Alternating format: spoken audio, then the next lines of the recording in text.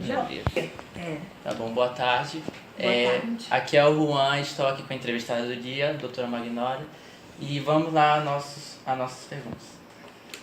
Diga para nós o seu nome completo, sua idade, formação e onde nasceu. Eu nasci em Belém do Pará. Minha formação é em medicina pela Universidade Federal do Pará. Meu nome é Magnólia de Souza Monteiro Rocha. E sou casada, tenho 2 filhas, né? E a minha formação de nível superior, todo o meu estágio foi no Rio de Janeiro, no Instituto Nacional do Câncer, que atualmente, na época, era o Hospital das Pioneiras Sociais. E lá nós desenvolvemos todo um trabalho na luta contra o câncer. E trabalhamos, nosso internato também eu fiz no Hospital Militar da Aeronáutica, lá no Rio, que a minha família morava lá. E depois viemos para cá. E o meu sonho, eu fiz medicina do trabalho, fiz administração hospitalar e citopatologia e ginecologia. E aí o nosso sonho era montar um serviço desse, como a gente viu no Rio de Janeiro, nas pioneiras sociais, trazer para um município e desenvolver esse trabalho. E quando nós chegamos aqui, inclusive ele foi um trabalho de conclusão de curso, era a implantação de um programa, de um serviço de prevenção do câncer de colo de útero. A gente pensava no colo de útero no município do nosso Brasil. E aí a minha irmã veio para cá, trabalhar aqui, nós tínhamos amizade com a Edneuma Resca, da Elaine Modas, que o esposo também era militar, meu pai era militar. E aí nós viemos para cá, minha irmã veio, ela é advogada, trabalhou muitos anos na junta comercial, e para uma visita aqui eu fui convidada para trabalhar e montar um serviço na época de Otomar de Souza Pinto, que ele foi governador aqui, e aí em ano de 83. E aí quando eu estive aqui visitando, eu fui convidada pela doutora Marta para implantar um serviço de prevenção do câncer. E aí foi o que aconteceu. Eu não pude vir porque eu ainda estava concluindo a residência, mas aí em 84, final de 83 eu vim, em 84 nós começamos a trabalhar no governo e trabalhar nessa causa. Agora você vai apurar que motivos levou que ela falou da Eu já respondi muita coisa. Então, tá bom. Que motivo levou a senhora a seguir a carreira de médica? Eu acho que eu já nasci médica. Inclusive, aconteceu uma coisa muito interessante. Na época, quando a gente fazia vestibular, nós tínhamos direito a escolher 3 cursos. Então, você concorria ao vestibular e escolhia 3 cursos. O primeiro que você gostaria, se não passasse nesse, você escolheria uma segunda opção e uma terceira opção. E na época, eu lembro que a minha mãe brigou tanto comigo, que a minha mãe foi enfermeira também, né? E aí eu escolhi primeira opção medicina, segunda opção medicina, terceira opção medicina. Quando ela soube, ficou muito chateada. E eu fiz no Rio, nós morávamos no Rio de Janeiro. E lamentavelmente, apesar nos intensivos, né, que eles fazem o preparatório do cursinho, eu era sempre uma das primeiras. Mas infelizmente eu passava para tudo, menos para medicina. Então quando eu fiz o vestibular, aí a minha mãe ficou muito indignada, porque eu poderia ter escolhido qualquer outra coisa que eu teria entrado, né, para a Universidade Federal do Rio de Janeiro. Mas como eu coloquei em primeiro lugar medicina, segundo medicina, terceiro medicina, ficou inviável. Então, para você ver, eu sempre quis ser médica. E aí fui para Belém do Pará, tentei, que eu sou de Belém do Pará, nasci na Santa Casa de Misericórdia, né? E a minha família toda, meus pais são paraenses. E aí lá eu acabei nesse ano, então concluí o 2º grau, não consegui fazer, não passei no vestibular no Rio, para a Federal do Rio, e então fui para Belém. E lá eu consegui passar, fiz o vestibular e passei. E estudei até o 5º ano. O último ano, internato, eu voltei para o Rio e fiz um internato no Hospital da Aeronáutica, né? E sempre quis essa área de ginecologia, né? Me identifiquei. Veja que eu fiz ginecologia e obstetrícia, mas a minha área de atuação mesmo sempre foi ginecologia, né? E aí eu fui para esse serviço, um serviço muito bom, doutor Arthur Campos da Paz, né, que inclusive era primo do Aloysio Campos da Paz, que é em Brasília, que é do Hospital de Ortopedia de Brasília, e fizemos lá.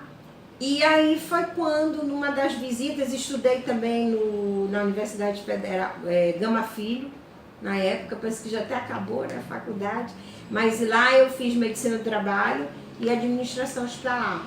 E fiz a outra especialidade na época, que era citopatologia, também lá nas Pioneiras Sociais, que hoje é INCA 3, em Vila Isabel.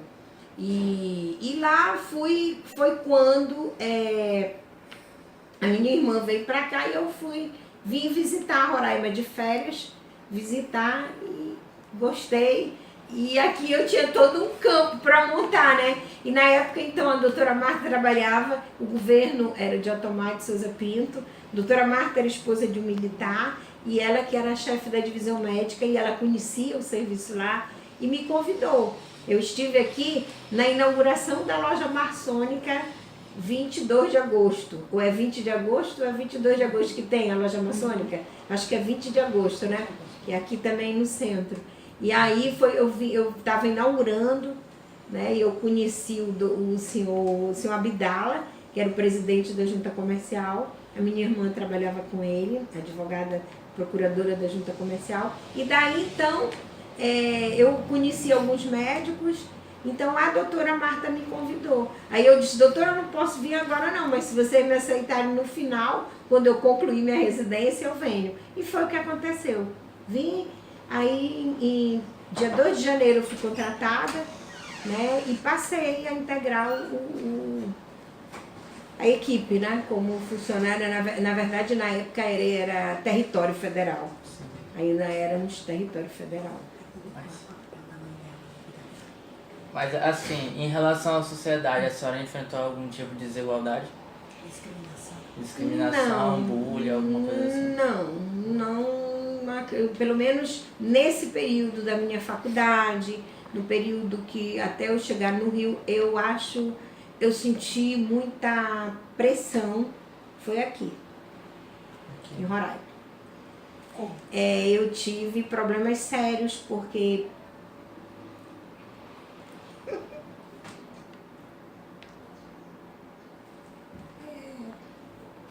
eu era jovem, né?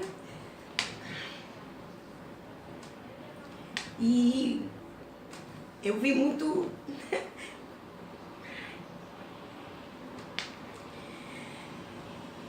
muitas expectativas, muitas ideias, né? Porque quando eu vim, a doutora Marta, era ela, né, que era responsável. Então eu vim com todo um programa de montar um serviço de prevenção do câncer. Desculpa. Pode ficar à vontade, doutora Magnólia. Do câncer ginecológico aqui, né? E a primeira dificuldade que eu tive é porque quando eu cheguei, aí o brigadeiro Otomar Pinto não estava mais no governo, então não ia mais ser meu contrato, e eu havia sido convidada para ficar lá nas Pioneiras. Mas eu tinha esse sonho de levar o serviço para um município onde a gente pudesse ser mais útil, né? As necessidades, né? Justo. E aí foi o caso que aconteceu. Quando eu cheguei, era interessante, as mulheres, eu fiz amizade, a minha primeira amiga aqui foi a doutora Vitória Botelho, que é anatomopatologista, né?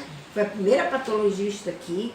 Então, na época, eu só fui contratada porque ela se afastou, ela estava grávida, teve a filha, né? A doutora Vitória é a esposa do doutor Augusto Botelho, né?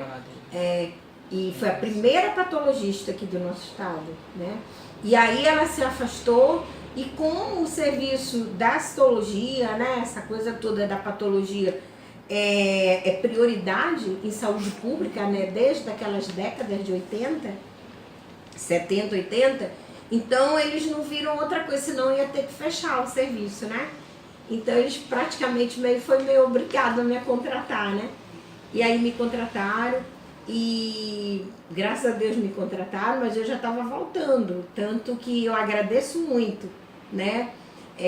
A Vera Regina, doutora Vera Regina,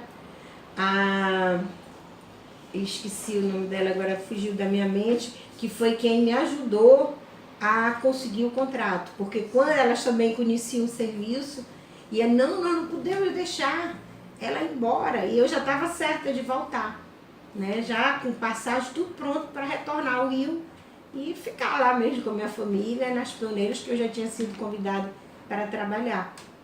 Aí foi quando elas, não, Magnólia, aí eu disse, não, se vocês me garantirem, então eu desisto, né? Aí foi o que aconteceu. Aí elas, não, você está garantida, a partir do dia 2 de janeiro de 1984, você integra o quadro dos funcionários federais aqui, do ex-território. No caso, na época, era território, né? E eu fiquei.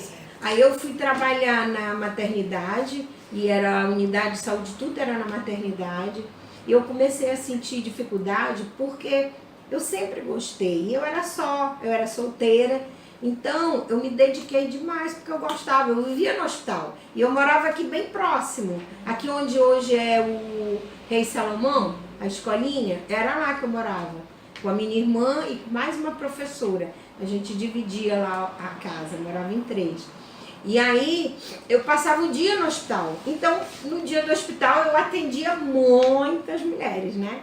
E aí eu comecei a fazer o preventivo. Então eu comecei a inserir uma série de medidas, né, mais modernas, viabilizando a expansão das coletas. A média de coleta de exame preventivo era uma média de uns 100, 200. Quando eu entrei foi para 1.000 e poucas pacientes que foram atendidas, porque aí nós montamos o laboratório, a primeira bateria de Papa Nicolau, que é a bateria que cora a lâmina para citologia, né, quem montou fui eu. As primeiras meninas que eu entrei no laboratório, eu e Deus, não tinha ninguém para me ajudar. Funcionava no Coronel Mota, né, porque a doutora Vitória se afastou, para ter a filhinha dela, né, a Roberta, e a funcionária que trabalhava com ela, era só uma, pediu férias. Então eu entrei no laboratório assim, meu amigo, se eu não tivesse tido uma boa formação, eu não sei se eu ia dar conta. Então eu recebia, eu trabalhava na recepção, digitava, corava as lâminas, fazia tudo, porque só era eu. Aí o diretor do hospital era o Dr. Romero Neto, que é o Romero Neto, que é a esposa da doutora Zita, né? E ele era o diretor, aí eu fui lá pedir ele, não, vou arranjar uma pessoa para lhe ajudar. E aí veio a Socorro. A primeira, ela fazia estágio em enfermagem, e ele colocou ela à disposição para trabalhar com a gente. Eu a capacitei, e ela foi a primeira auxiliar de citologia, né, de citopatologia, que a gente capacitou, e era tudo a gente que fazia. Eu comecei a sofrer porque realmente expande o serviço e eu atendia, e existiam os limites de atendimento, aí eu comecei a sofrer muito. Eu cheguei a uma vez um diretor do hospital virar para mim e dizer, doutora, a senhora não precisa atender tudo isso, porque eu não tinha o que fazer, e eu gostava de fazer. Então eu ficava direto lá no hospital, ficava lá, almoçava lá, passava o dia no hospital. Então eu estou lá disponível, chega paciente, eu atendia. Então o volume de paciente que eu atendia era muito grande. Eu posso mostrar isso para vocês, porque eu tenho até hoje um documento onde o secretário dizia que não era para me atender mais do que 10 mulheres por dia no ambulatório. Até eu tenho tudo isso guardadinho. Porque eu achava um absurdo, porque nas Pioneiras no Rio, nossa, quanto mais a gente atendesse, óbvio, não era a quantidade que eles queriam qualidade. E a gente atendia com qualidade. Então era muito bom, né? E uma das primeiras coisas que eu sofri muito, muito, muito, muito. Tem uma enfermeira, que era a diretora da unidade, que era tudo aqui do lado da maternidade que funcionava. Era o hospital e do lado onde hoje é a parte administrativa, era o Centro de Saúde 1. Né? Aqui mesmo, onde nós estamos na Liga, era uma unidade de saúde, Aparecida, onde eu também sofri muito. Quando nós quisemos montar o serviço com o Silvio Leite, que era o prefeito na época, e ele conhecia o trabalho, e era o sonho dele também investir nisso. Quando ele teve conhecimento, ele era amigo da minha irmã também, ele era também advogado, e aí era o prefeito de Boa Vista, me chamou e acabou me contratando, e aí a gente expandiu mesmo para todas as unidades. Então, aí aquilo chamou muita atenção e começou a se umerar, né? E eu nunca me envolvi em política, nunca fui de política, de nada, minha política sempre foi saúde, e eu comecei a sofrer. Eu acho que eu estava aqui com uns 3 ou 4 meses, 6 meses por aí. Graças a Deus tinha muitas amigas, e os amigos que trabalhavam com o secretário me ligavam: olha, doutora, eu acabei de ver um documento aqui que vão transferir a senhora para São Luís, São João do Baliza ou São Luís da Anauá. Era uma daqueles locais que na época tinha que ir de avião para lá, porque o acesso era horrível.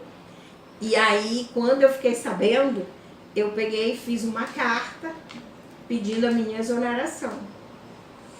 Porque eu não tinha como ir embora, né? E por que fizeram isso com a senhora? Olha, eu acredito que é porque eu não aceitava muito.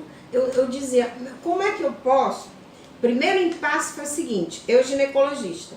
Então, como é que funcionava o sistema no Centro de Saúde 1? Eles agendavam para fazer a consulta ginecológica. E tinha um outro dia que a paciente ia para fazer a coleta do preventivo, que era o programa PCCU, Programa de Prevenção do Câncer de Colo Uterino. Ora, se a mulher vem comigo hoje, está em posição ginecológica, porque eu tenho que examiná-la, colocá-la na mesa, colocar o espéculo, né? Para coletar o material, por que que eu não coletava logo? Por que que eu tinha que pegar aquela paciente, que eu acabei de examinar toda, e dizer para ela: agora a senhora vem amanhã para fazer a mesma coisa numa outra salinha reservada, só para coletar o material? Aí o que que acontecia? Eu pegava o material da outra sala, trazia para a minha sala de ginecologia, aí eu atendia a paciente, fazia o preventivo e espalhei em todas as outras salas, entendeu? Para eles fazerem a mesma coisa. Quem fazia isso? Eu, doutor Alceste, doutor Odete, doutor Mineiro na época, Mineirinho. Então, doutor Mozart, que até hoje está com a gente. Então, eu dizia: coletem, porque a mulherzinha vinha lá de longe com uma dificuldade para no dia seguinte vir de novo para coletar. Não era justo. E no dia seguinte eu coletava de outras que não tinham tido a oportunidade de fazer. Então, a minha demanda, o meu volume de paciente era muito grande. Tanto que foi o que me embasou para me pedir minha exoneração e justificar por que que eu estava pedindo. Eu atendia, então eu estava sendo, como é que eu digo? Sim, sendo penalizada por estar atendendo muito. Porque era isso, né? Eu não estava desobedecendo nenhuma regra, né, que fosse para prejudicar o serviço, muito pelo contrário. Era para melhorar, para eu poder atender mais. Então, essas coisas começaram a me retaliar. E também, uma outra vez, chegou um buião, como se fosse isso aqui, buião de maionese. Conhece, né? Aí chegou aquele buião de maionese, porque eles iam para o interior, coletavam preventivo, a lâminazinha de vidro com um clips, e era tudo mergulhado no mesmo frasco.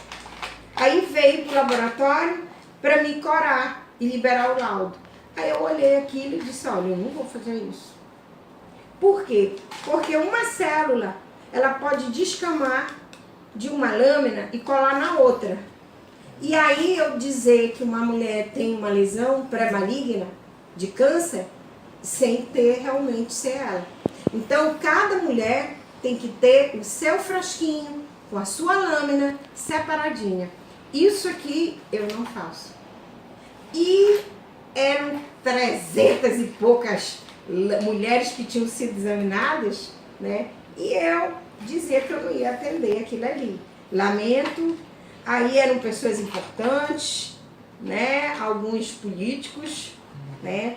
E aí eu dizia que eu não ia atender. Então isso, né? Quer dizer, eu estava contrariando lideranças políticas, né? Colegas influentes.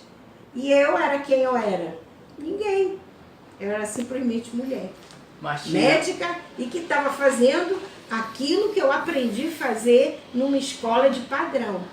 Entendeu? E aí aquilo foi que aconteceu. Então eu fiz a minha exposição de motivos dizendo que lamentavelmente eu não poderia me dirigir para o município, porque a minha especialidade, além de ser prioridade em saúde pública, né, no combate ao câncer ginecológico, eu não tinha muita experiência obstétrica, porque eu me dediquei exclusivamente à parte ginecológica. Eu fazia obstetrícia, mas no fundo eu nunca gostei de obstetrícia. Eu sempre gostei de ginecologia, né, e da área da patologia cervical.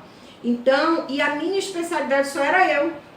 Eu fui a primeira citopatologista aqui, que tinha a doutora Vitória Botelho, que era patologista, e eu, ginecologista e citopatologista. Então, uma especialidade como a minha, jamais como é que você tira que só tinha eu aqui e você me mandar para o interior? Era retaliação.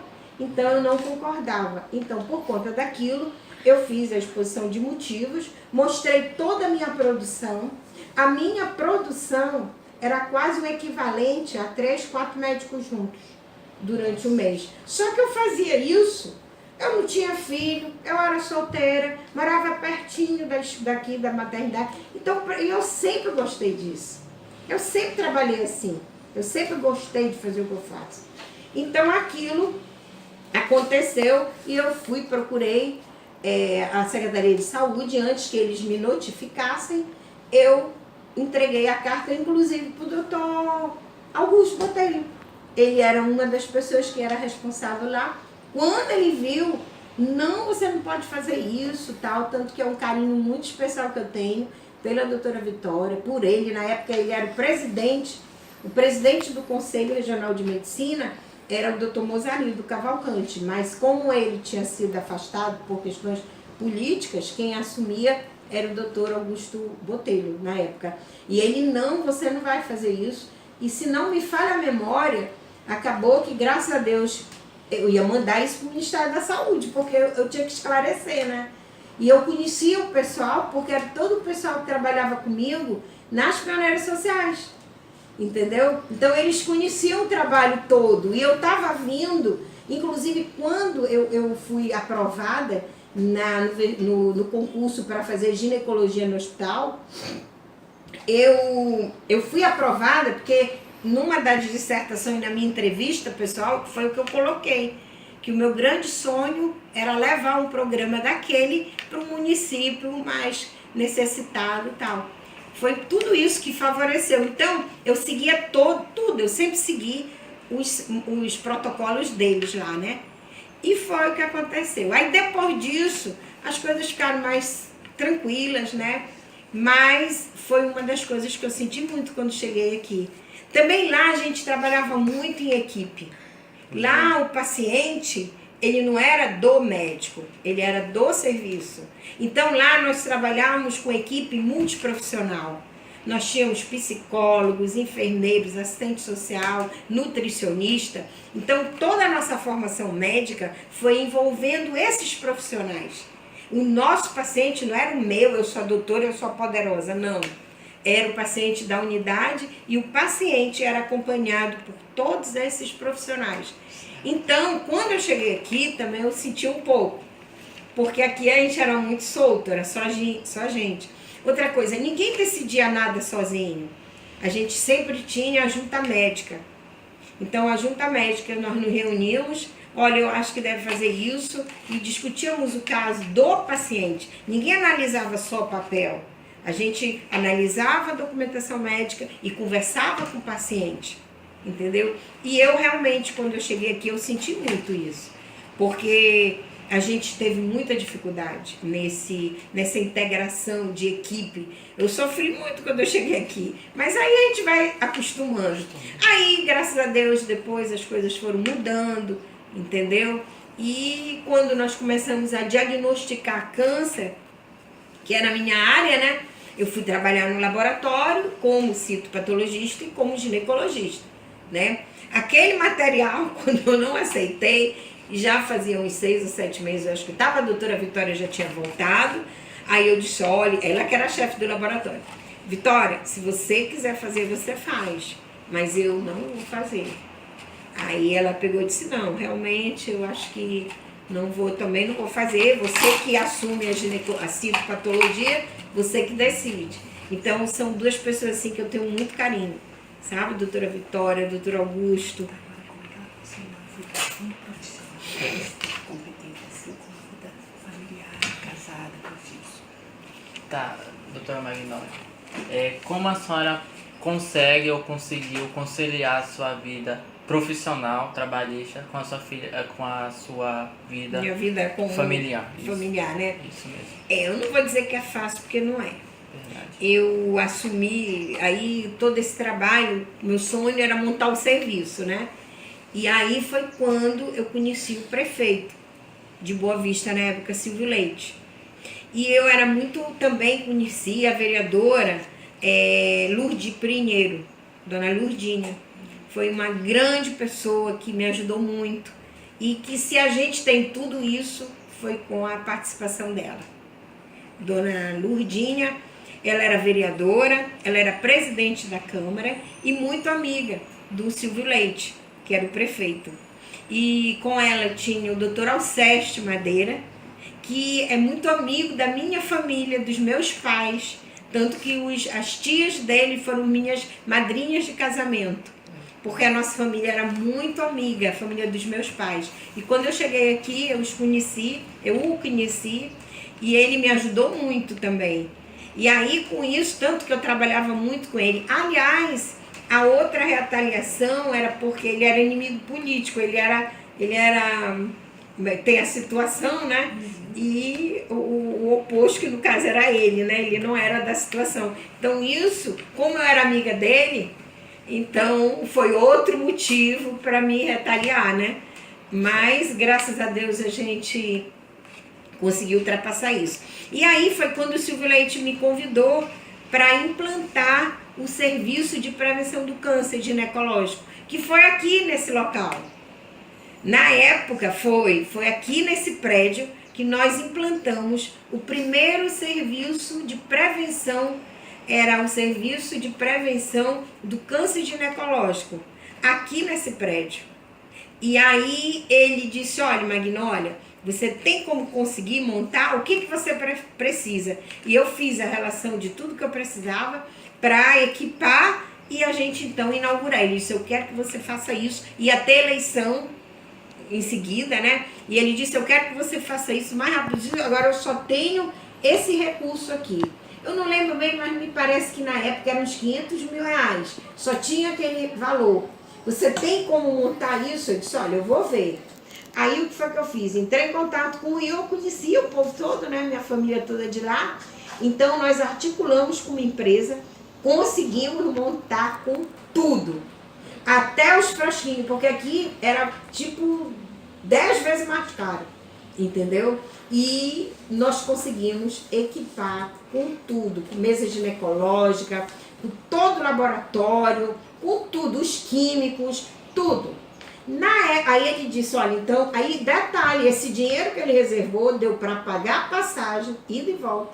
Aí quem foi fazer isso? Meu esposo, o doutor Adonis, né, que é médico também, e aí nós casamos, a minha documentação de casada foi feita aqui, no cartório daqui, mas na verdade eu casei no Rio de Janeiro, na igreja de São José, na Ilha do Governador, Jardim Guanabara. Foi lá porque a minha mãe morava lá, nós morávamos lá. Então o casamento foi lá. Então, e como eu conheci o pessoal do INCA todo, quando eu cheguei no Rio, porque ele disse, ó, agora você vai de férias e volta para me ajudar na minha campanha. Eu disse, tá legal, e a gente ia inaugurar. E quando eu cheguei no Rio, óbvio, visitei meus amigos e na mesma hora cadastrei o programa de prevenção do câncer ginecológico no Instituto Nacional do Câncer lá, né? E foi a sorte, senão tinha sido tudo pro ralo. Por quê? Porque quando nós fizemos isso e que eu tô na frente da televisão, aparece a notícia: prefeito foi assassinado. Silvio Leite foi assassinado.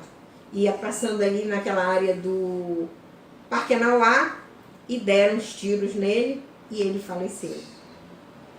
E olha, pasme, esse prédio aqui era uma sala de ginecologia, lá era outra sala, naquele outro. E ali, lá atrás, era o laboratório, funcionava porque ali eram 4 salas, a gente fez um auditório, mas eram 4 salas. Entendeu? Tudo funcionava a parte administrativa lá, e aqui os ambulatórios. E aí eu disse, meu Deus, e agora? Como é que vai ficar? Isso aconteceu em 1987, por aí, foi quando ele foi assassinado. Nós voltamos, né? Outras pessoas assumiram no lugar dele, e aí nós ficamos com tudo aqui, gente, é impressionante isso, tudo.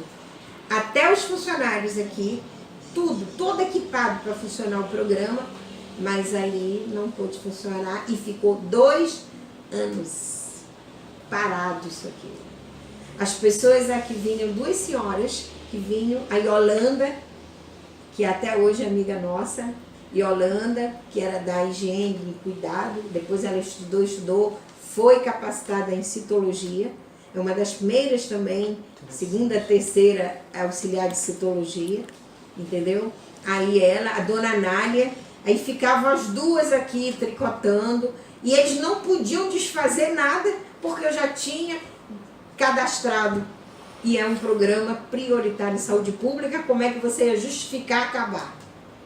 Então, isso passou até que eu acho que foi o doutor Homero Neto, eu já não lembro se ainda foi ele, que assumiu a Secretaria Municipal de Saúde, e aí me chamou, eu estava até grávida já, da minha 2ª filha, foi quando ele me chamou, né, e quando ele me chamou, ele disse, não, nós vamos, aí uniram as secretarias, né, em 1990, para lá, não, nós estamos em 2000, né, 1984, 1989, né? Aí uniram as secretarias, né? O governo do estado e o governo municipal se uniram politicamente, ficaram aliados. Se não me falha a memória, o governador que foi indicado era o Romero Jucá. A primeira dama, no caso, era a Tereza, né? E daí uniram-se, né? Houve essa união, eu não me lembro bem se foi ou depois que eles vieram, eu sei que foi em 89, que aí nós começamos a trabalhar, o nosso prefeito não, secretário de saúde era o Lúcio, doutor Lúcio Távora, né? E aí a gente começou, houve uma fusão, e como o prédio aqui sempre foi do município, né? E aí todo mundo juntou e montamos, foi inaugurado o programa de prevenção do câncer ginecológico, deixou de ser um serviço, passou a ser um centro de prevenção do câncer ginecológico, em parceria a Secretaria Municipal de Saúde com a Secretaria Estadual de Saúde. Entendeu? Aí nós começamos a trabalhar juntos, aí começou novamente a Silmeira, entendeu? Aí começou a Silmeira. Na época eu era responsável técnica pelo laboratório e fazia o atendimento ginecológico e era diretora da unidade. Mas pequenininho, né? A gente dava conta. E eu só ganhava o meu salário, né? E aí as pessoas diziam, doutora, a senhora é muito boa, a senhora tem que pedir porque a senhora tem várias funções. olha, o doutor tal ganha plantão, ganha não sei o quê. Então tinha uma história dos médicos ganhar 10 plantões para ser diretor de alguma coisa, para não sei o quê. Aí eu nunca liguei para essas coisas, porque é aquela história, a gente acaba se empolgando tanto com o trabalho que acaba esquecendo, né? E aí, mas aí foi quando a coisa começa, infelizmente. Isso até hoje é assim, sabe? Você quer trabalhar bem, dificilmente você é reconhecido pelos próprios pais. Sempre eles gostam de te atrapalhar. E nessa época, foi mais uma vez eu sofrendo retaliação. Só que aí eu já tinha um trabalho todo aqui no estado, as pessoas já me conheciam, né? Então, eu fui apoiada, daí eu agradeço muito ao prefeito na época, que já foi numa situação mais de anos mais para frente, o prefeito Barack Bento. Porque depois que houve essa confusão, né, que aí outros assumiram, Silvio Leite morreu, aí o Mozarildo Cavalcante passou a ser o doutor Mozarildo, secretário de saúde, na época que a Tereza era a primeira-dama, assumia toda a parte de promoção.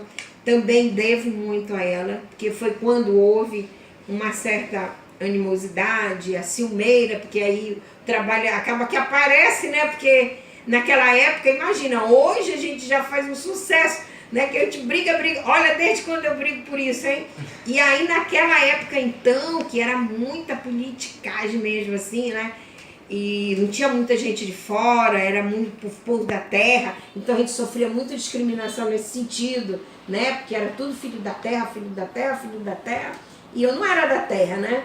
E aí houve muito isso, mas aconteceu que quando houve essa situação, eu fui chamada para que eles me disseram, olha, doutora, não tem problema, a gente vai aqui, eu vou pedir para a senhora não precisa mais continuar, senhora, vamos colocar outra pessoa, e pior que não tinha outra pessoa, né? Mas a gente eu aceito tudo, eu não gosto de briga, entendeu? Para brigar eu também só gosto de brigar, viu? Mas eu evito brigar, porque eu acho que quietona, menina, né? Eu acho que não é por aí, né?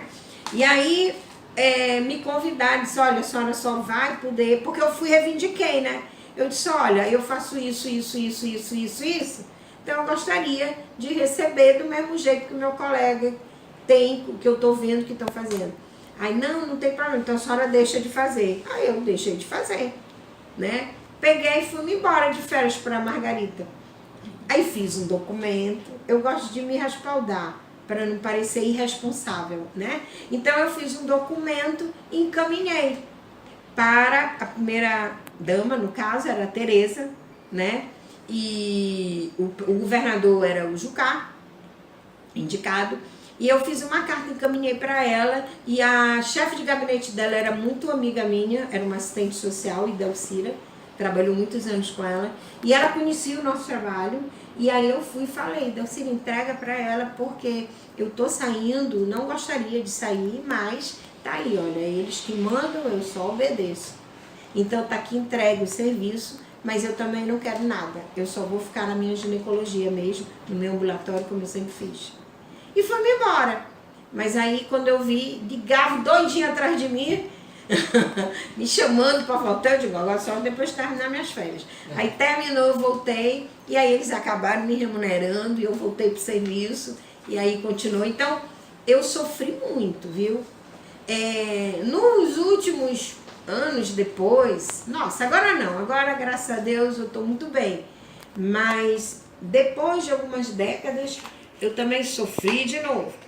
Aí nós, como descobríamos muito câncer, na época, e câncer avançado, ou lesões pré-malignas que a gente queria tratar, e aqui nunca teve hospital de câncer, aí eu ficava meio frustrada. Eu digo, gente, que loucura, a gente descobre as coisas, e o que adianta se não tem como tratar aqui? Então, qual é o lugar mais próximo? Manaus. Vamos mandar para Manaus. Manaus não tinha casa de apoio. Aí só podia ir para Manaus os pacientes que tinham condições financeiras. Quem não tinha, não podia ir. E aí? Aí disse, gente, e agora? Aí fizemos amizade Nós tínhamos, como meu marido é oncologista, ele acompanhava uma enfermeira, esposa de um diretor de televisão. Tinha uma emissora de televisão que funcionava ali perto do Romeu Caldas, por ali. E ali, a esposa dele, tinha câncer de mama, era enfermeira, e ela fazia o acompanhamento aqui com o doutor Adonis, meu esposo, e em Manaus, no SECOM. E aí ela tomou conhecimento da Liga do Amazonas contra o Câncer. E ela disse, doutora, olha, tem uma forma da gente ajudar os pacientes. Vamos criar por que a senhora não cria uma associação e tal?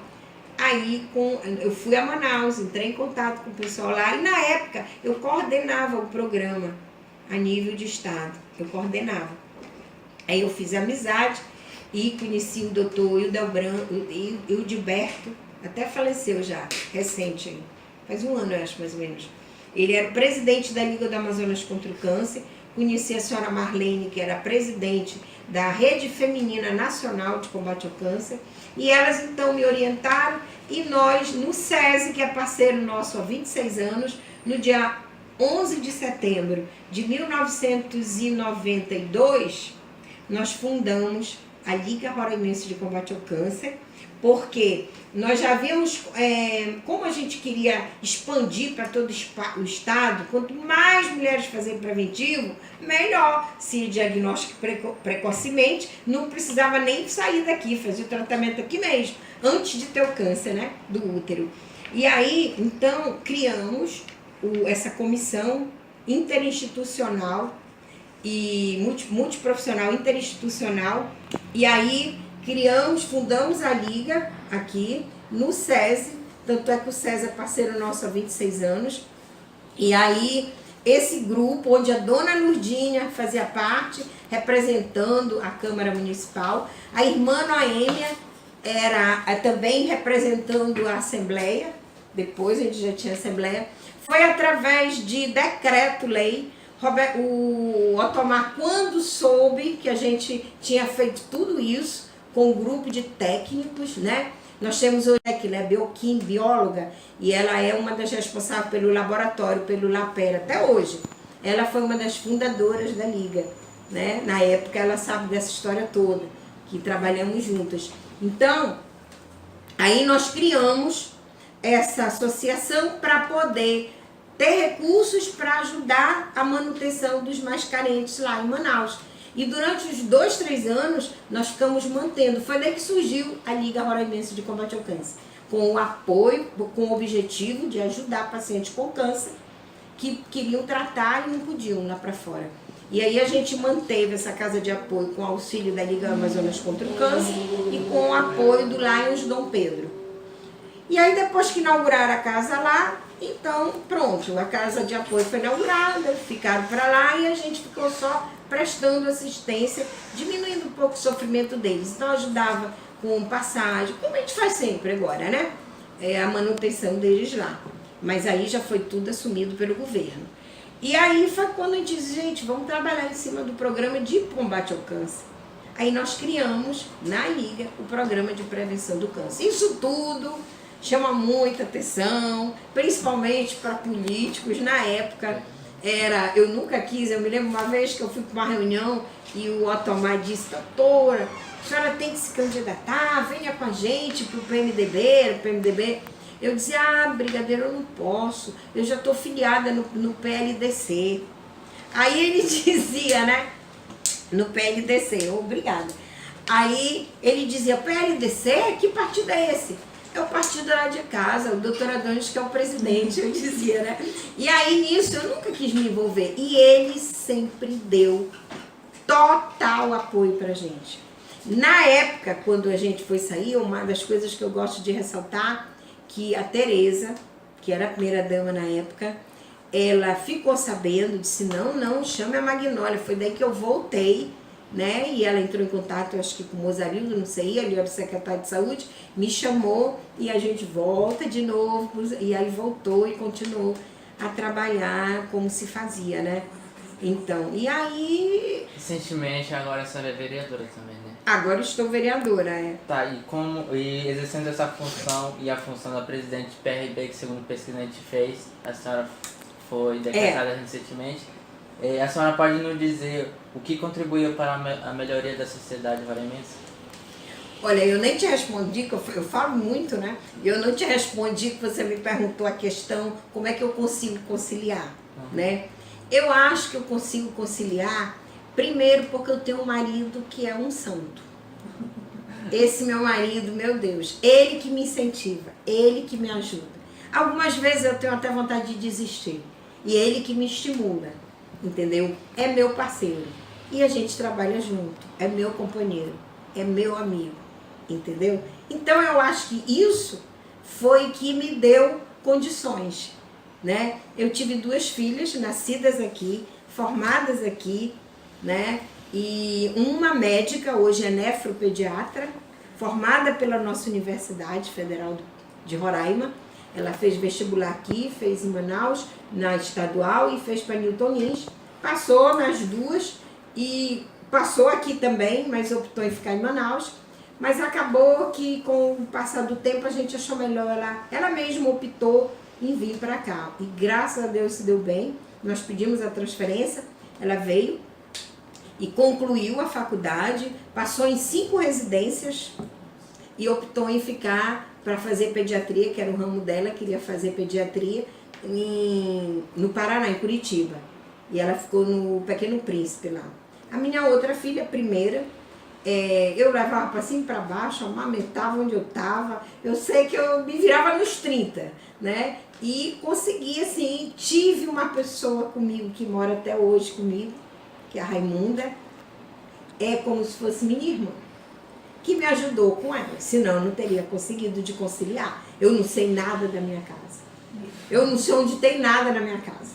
Quando chega final de semana, aí o meu marido diz isso. Eu digo, pera lá, Raimunda, onde é que está isso mesmo? Então, ela já é da minha família. Ela é como se fosse minha mãe. Se eu não tivesse ela, talvez eu não conseguisse fazer tanta coisa. Porque ela é a dona da minha casa. Ela que é a dona da minha casa, eu não sei nada.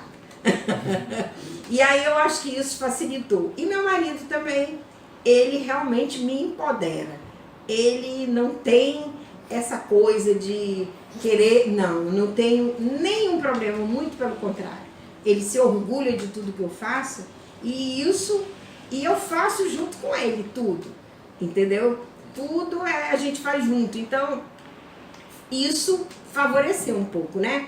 Eu acho que se eu não tivesse esse apoio da minha família, depois meus pais vieram para cá também, então se eu não tivesse tido esse apoio, talvez eu não conseguisse conciliar tudo, né? Mas é isso. A política, eu não vou mentir para você, eu nunca fui chegada à política. Aliás, eu dizia que se eu me envolver em política, não votem em mim não, que eu não devo estar normal na minha cabeça.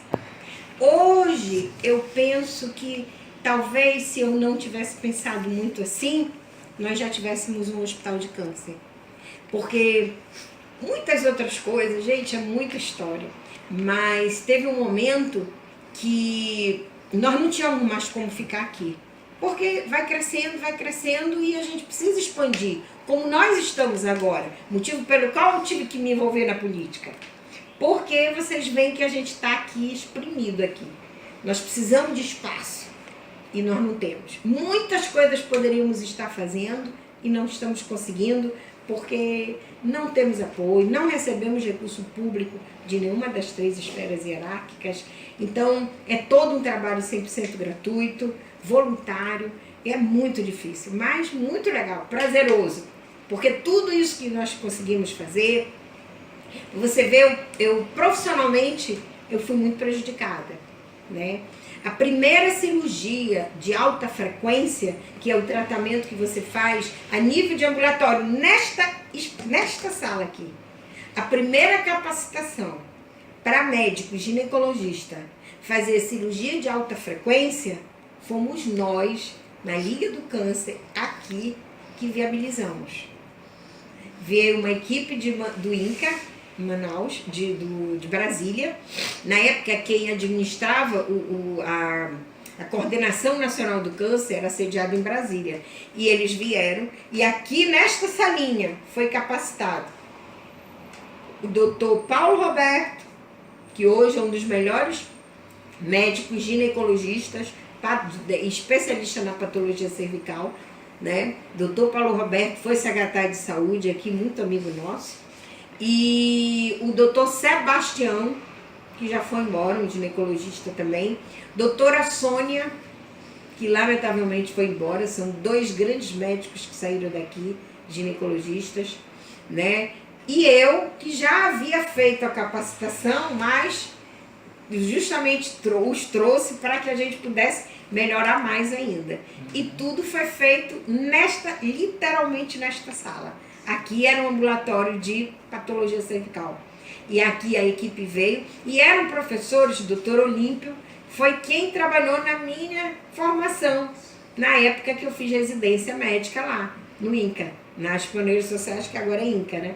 Então, eles que vieram. Então, nós viabilizamos, com parceria com o município, com a Secretaria Municipal, e fizemos. Mas esses atropelos todos, de uma hora tá todo mundo, os políticos estão juntos, outra hora estão separados. Então, nessa confusão toda, né, nós fizemos todo esse trabalho aqui e tivemos que sair, né? Tivemos que perdemos a parceria, né, com a Secretaria de Saúde.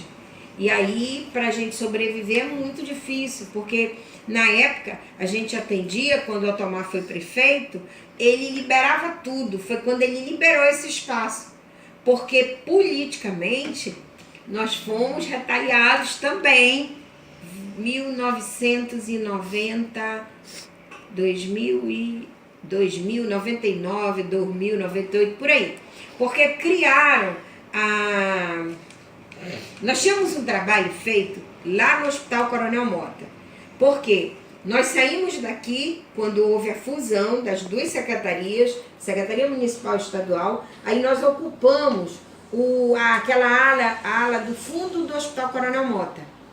Nós entrávamos lá por trás. Nós temos foto e tudo dali. Ali, nós implantamos o primeiro serviço de quimioterapia. Lá.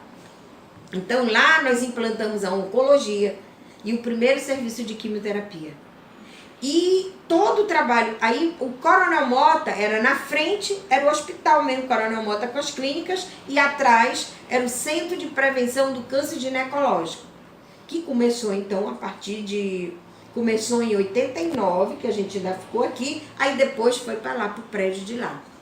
E aí nós fomos estruturando de uma forma tal que nós fomos ocupando já os espaços do hospital, a ponto de não faltar mais nada. Nós estávamos prontos para transformar aquele hospital. Vou mostrar para vocês. Nós temos um abaixo-assinado com mais de 4.000 assinaturas que nós conseguimos para levar o conhecimento do governo, para ele transformar o Hospital Coronel Mota em hospital de câncer. Só faltava a reforma do centro cirúrgico. Mas aí muda o governo. E aí foi tudo pro ralo. E o que fizeram? Surgiu a cooperativa médica, né? E nessa cooperativa médica era mais um dinheiro que a gente ia ganhar. Legal, ia ganhar mais, né? Eu fui convidada a ser diretora do Hospital Coronel Mota. Mas eu não queria ser diretora do Hospital Coronel Mota. Eu queria transformar o Hospital Coronel Mota em Hospital do Câncer. E já tinha todas as condições. Até nós já tínhamos equipamento, nós já tínhamos feito a formação, nós já tínhamos feito o mais difícil, que era incluir no organograma da Secretaria de Saúde a unidade de referência em oncologia, que seria o Centro de Prevenção do Câncer Geral. Não, o G do ginecológico, que todo mundo conhecia como CPCG, passou a ser Centro de Prevenção do Câncer Geral. E nós conseguimos incluir no organograma da Secretaria de Saúde, aprovado pela Assembleia. Entendeu? Deixa estar que quando nós fundamos, em 11 de setembro de 1992, a Liga do Câncer, em 27 de novembro do mesmo ano, através de decreto, o Otomar de Souza Pinto já reconheceu a Liga como de utilidade pública. E mais tarde, quando se fundou, nós constituímos a Assembleia, foi feita a lei número 05 da Assembleia, nós fomos reconhecidos através de lei, né, como de utilidade pública estadual. Doutora Magnólia, assim, a senhora sendo breve agora, assim, para finalizar, a senhora pode deixar algum recado às mulheres e até mesmo aos homens sobre o seu ponto de vista no trabalho feminino político em Paraimense? O político surgiu pela dificuldade, né? Muitos anos e a gente luta, dando murro em ponta de faca. E aí eu cheguei, percebi que tudo na vida, e eu já deixo um recado para vocês jovens, tudo na vida, tudo é a política que decide. Então, vocês que estão jovens, não façam como eu. Eu não gostava nem de assistir propaganda eleitoral. Desligava, tinha uma raiva daquilo. Entendeu? Ai, meu Deus, charapada. Um monte de mentira. Era só para dizer que fazia. Eu tenho vídeos de secretários prometendo que vão fazer, vão acontecer. E 4 anos depois estavam tudo prometendo a mesma coisa. Entendeu? Eu tenho isso tudinho gravado em vídeo. Então, eu quero dizer para vocês, se envolvam na política. Vocês precisam saber que tudo quem decide são os parlamentares que a gente escolhe, que a gente elege. E se a gente elege maus parlamentares, a gente vai ter a política e o Brasil que a gente tem hoje. Eu me arrependo muito de não ter me envolvido na política. Se eu tivesse me envolvido na política, talvez a gente já tivesse um hospital de câncer, talvez a gente estivesse numa situação muito melhor. Ou seja, o meu ideal, né, que sempre foi esse, poderia estar numa situação maior. É lamentável. Durante 34 anos, eu estou brigando por isso. Sempre a mesma coisa. 26 anos através da Liga Paraimense de Combate ao Câncer. E nós termos uma saúde tão ruim para as nossas mulheres. As nossas mulheres têm a maior dificuldade para fazer um exame preventivo de colo uterino, que é a coisa mais banal, mais simples.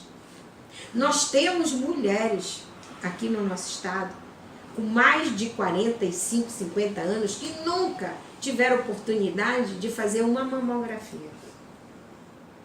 Agora há pouco saiu uma senhora daqui, nunca fez mamografia, porque ela é da área rural. E a vergonha, para você ver como a coisa é literalmente má gestão. Pessoas que a gente escolhe por todos os motivos, menos pela competência, pela qualidade do político e do que a pessoa poderia fazer por nós, pela saúde, pela educação, por tudo. Eu vou lhe dizer, eu não vou mentir. Votei muito por consideração, porque eu acho tão legal. Ele me pediu para votar no irmão dele, eu vou votar. Não façam isso. Não façam isso. Porque vocês não estão sendo bonzinhos. Vocês estão sendo péssimos. Mas não é com ele ou com quem quer que seja. É com toda a população que precisa de políticas públicas. Nós precisamos colocar pessoas sérias. Pessoas que realmente fizeram as coisas e que têm condição de fazer.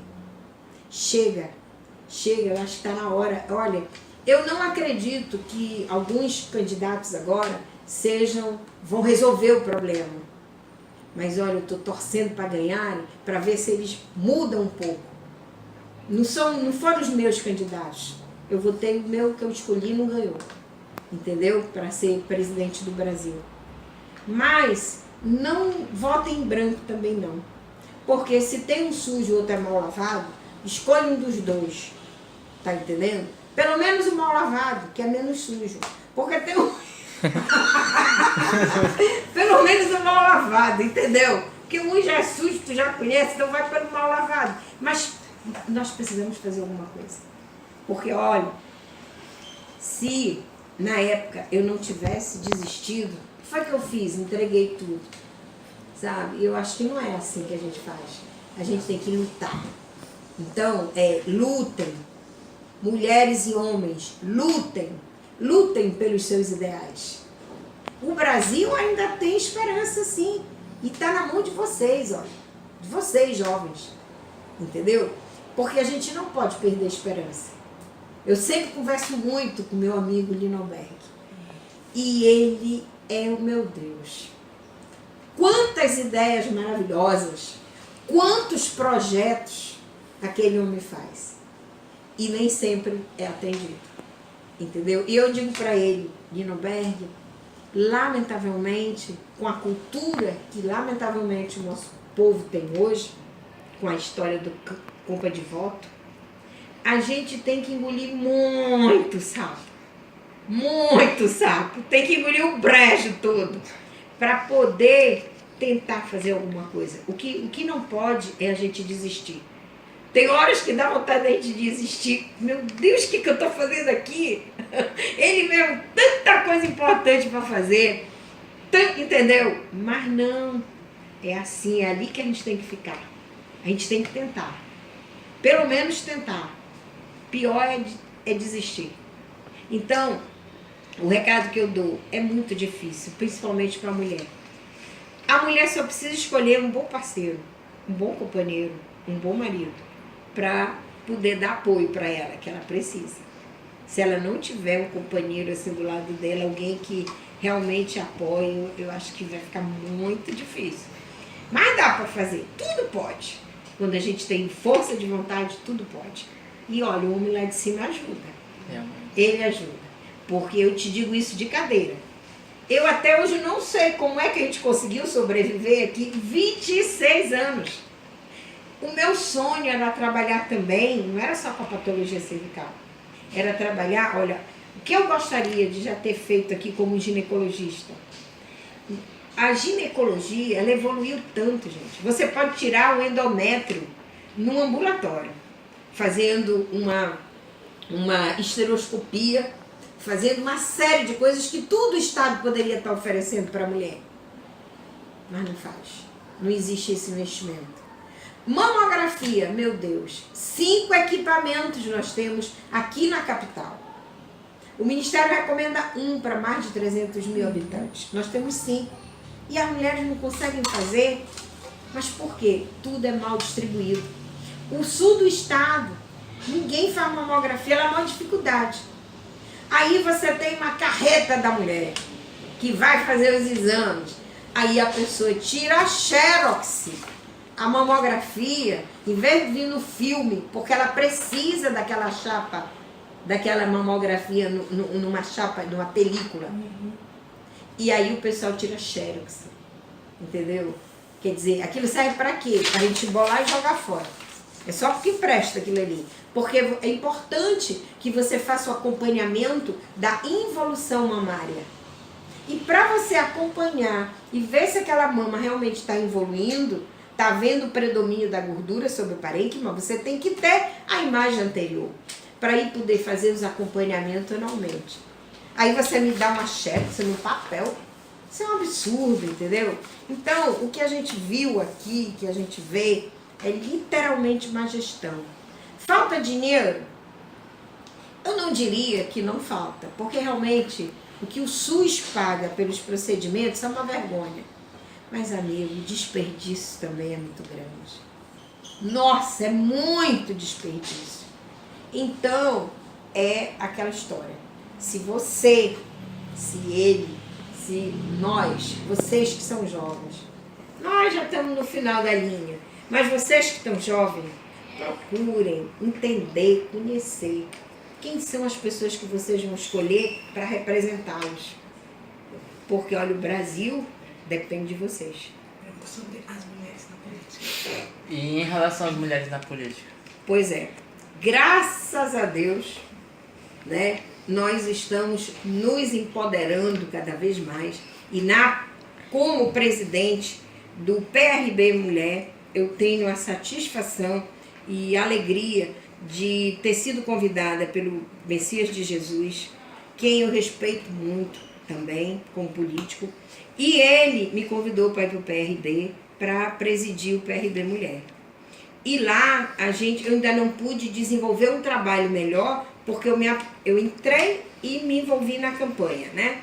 Mas nós estamos voltando já, se Deus quiser, e agora com o apoio dele no Senado. Eu espero, eu acredito, eu tenho esperança de poder ainda contar com ele, com o Jonathan, com o Haroldo, com esses que ganharam, esses novos, que possam realmente se preocupar com o nosso Estado. E quem sabe a gente vai melhorar. E com isso eu estou convidando, essa é a minha meta, fazer com que nós mulheres possamos trabalhar. E não é só ir para a política para servir de número, para viabilizar que mais homens entrem na política. Não, nos representem. É fazer com que as mulheres, do mesmo jeito que vocês, conheçam a importância que é a participação delas nesse processo político. Nós precisávamos que a Câmara Municipal tivesse 50% de homens e 50% de mulheres. Nós precisávamos que a Assembleia também tivesse isso. Porque só assim, de fato, nós vamos estar sendo representadas. Entendeu? Porque existe uma coisa e que homem nenhum pode mudar nisso. A mulher, ela tem um senso administrativo que eu acho que já nasce com ela.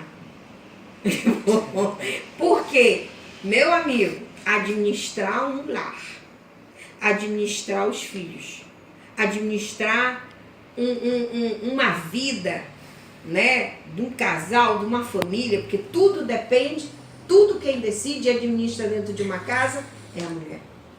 A mulher tem 3, 4 jornadas de trabalho.